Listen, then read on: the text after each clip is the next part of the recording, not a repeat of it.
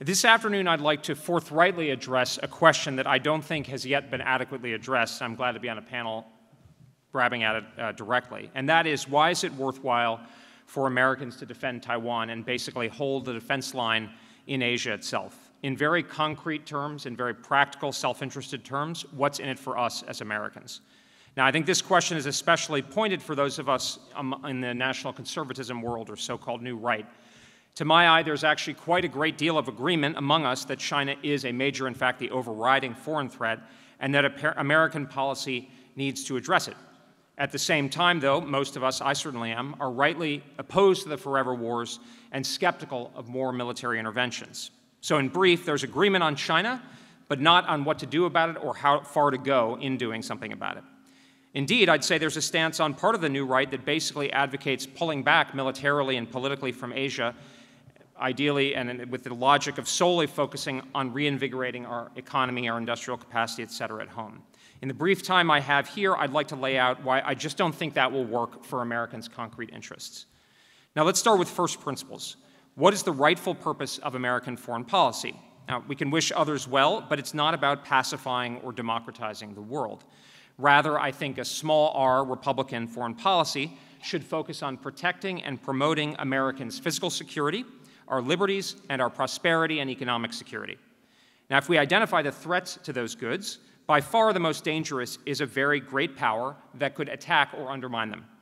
Power is the main thing. Lesser threats, by definition, can be dealt with more easily. And we're here on 9/11. They are as a very real threat, but it is one that we can manage. Now, America is roughly 20% of global GDP, and economic productivity, of course, as Peter Thiel eloquently put it, is the root of power in the modern world. So this means that only a very great state could hope to become so strong as to really menace us. And the only state in the international system that remotely matches up to that description is China. But China on its own is not strong or big enough. It's also, right now, about roughly 20% of global GDP. So how could China pose such a threat to our interests? Well, by dominating Asia, its neighborhood. Asia is now, again, the center of the world, upwards of 50% of global GDP going forward. So if Beijing could dominate Asia, it would be in a very strong position to dominate the world and us. Now, is China actually going to pursue this goal? Is this just speculation? I think 10 years ago we might have had a good debate about this, but now the answer, I think, pretty clearly is yes. Their behavior, frankly, their statements, and at a deeper level, their interests, all point in the direction of Beijing pursuing such hegemony over Asia. We can see why, I think, by briefly examining what it would look like and why China would gain so much from it. Now, if China becomes dominant over Asia, it will have a controlling influence over roughly half of the global economy. With this power, it will undoubtedly ensure that it is the center, the prime beneficiary, and effectively the director of the global economy. And why not? In this context, Beijing could ensure that China is the richest, most economically secure, and most influential country in the world. In such a scenario, global trade and commercial flows will gravitate toward and around China. China will have a scale and power to ensure that its companies are the world leaders, not the technology companies that we were talking about, that its universities are the best, that its standards are met, and that its rules are followed. It will be the gatekeeper to the world's largest market area with unmatched scale, which, of course, is key to economic development. Now, to those who play ball with such a China, falling into line in its value chain, following its rules, and so forth, there will be rewards. But for those who resist or don't comply, there will be penalties, exclusion from access, tariffs, sanctions, and so forth. Think of the economic power that we can now wield against Russia in Beijing's hands and at even greater scale.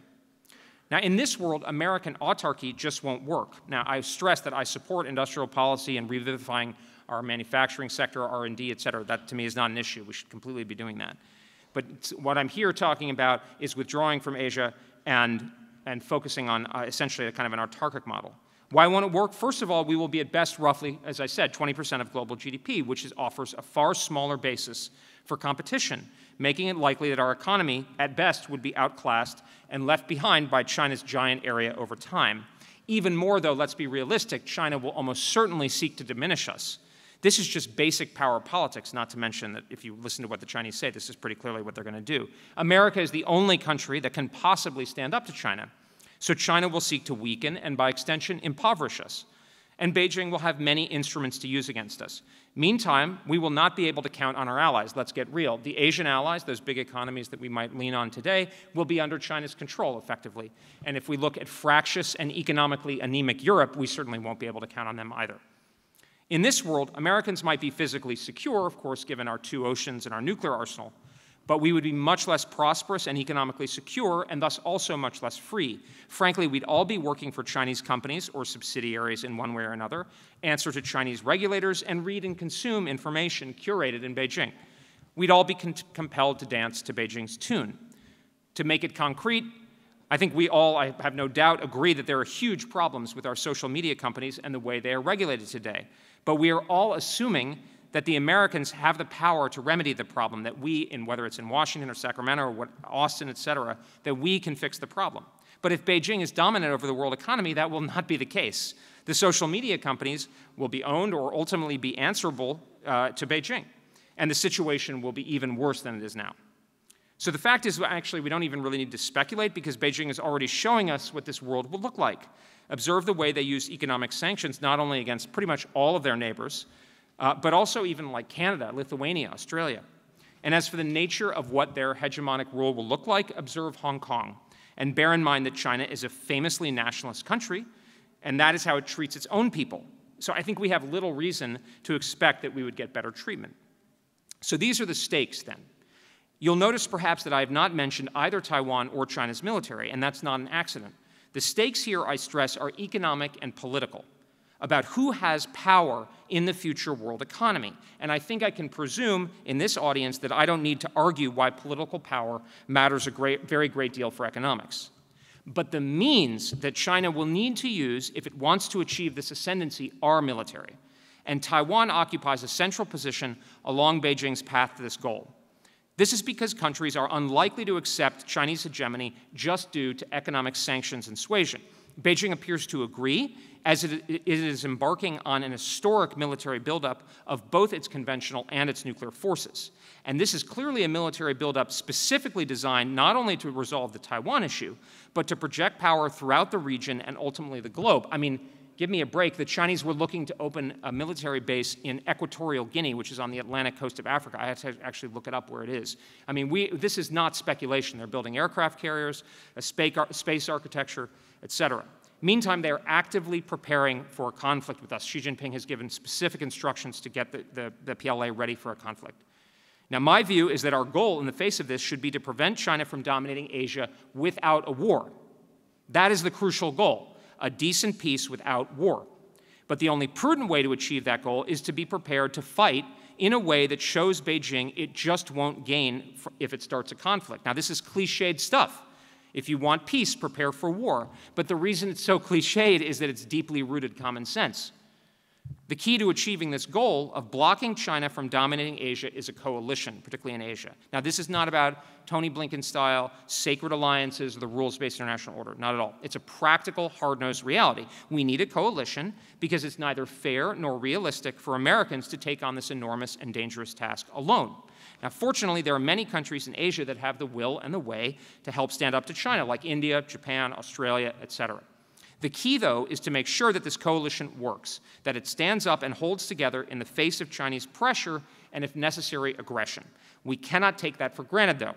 Countries in Asia are quite reasonably wondering whether it's prudent to stand up to China, and I think they will be listening, for instance, to this conference. They don't want to live under Beijing's thumb, but if the alternative is disaster and exclusion from all the goods that Beijing has to offer, they are much more likely to cut a deal. Thus, the key to making this coalition work is the conviction that it's prudent, that it's reasonable, that the coalition, by simple necessity led by a strong and purposeful America, is powerful and resolute enough to hold together. Now, it's in this hard-nosed context that Taiwan takes on such importance. We might admire its democracy and its entrepreneurial spirit, but those are not enough to justify Americans going to war, in my view. Taiwan is important to us, though, for 2 reasons: because it's militarily critical and because it's a bellwether in Asia. First, Taiwan is vital to the defense of Japan, South Korea, and the Philippines. If China occupied Taiwan, it would pose a much greater threat to these countries and be able to project power deep into the Pacific. And this is a very real possibility, as we can see from what China is up to in the Solomon Islands, and they're building a navy and a space architecture and air force to support it. Second, Taiwan is a canary in the coal mine. Now, credibility arguments always deserve great skepticism, as we found in Vietnam and so forth. But it's only rational for Taiwan's neighbors to look at how we treat Taiwan, to which we're committed, as whether we like it or not, as an indicator of how we would treat them. Whether we like it or not, Taiwan's fate will play a major role in whether countries think we're reliable as the cornerstone of this coalition. Indeed, this is important to emphasize. As a result, if we cut loose Taiwan or if we let it fall, we'd probably have to do far more aggressive and radical things to prove that we're reliable at all. Here's the thing, though. This all adds up to a very significant American interest in Taiwan, but it is not existential. It's not American territory. It's not the homeland.